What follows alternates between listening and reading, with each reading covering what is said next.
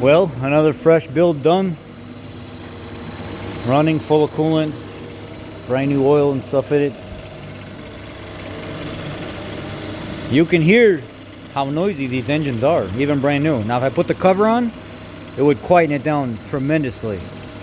But this is a fresh build, just done. The whole motor cleaned out, the cylinder head cleaned out, new injectors, new injector seals, new spark plugs, new everything.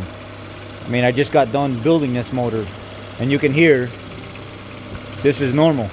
The high pressure pump, the clatter and stuff coming from the valve train, it's all completely normal.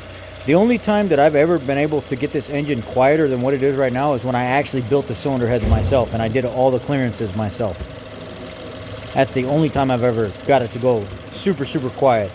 But when you get them from the factory and you're re-putting the buckets and stuff back in for the valves, I've never been able to get them any more quiet than this, because you're basically taking everything from the factory and putting it back in there. Now, the one time that I did have spark plugs that were froze up in the head, I was able to go order a new cylinder head and then come back and set each valve exactly how I wanted it.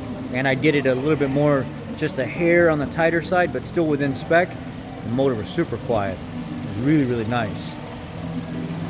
Anyway, another successful build. I'll get it all put back together, and maybe I'll have like a video test driving or whatever after the 1.5 liter Ecoboost block build, Intrusion, recall, or TSB.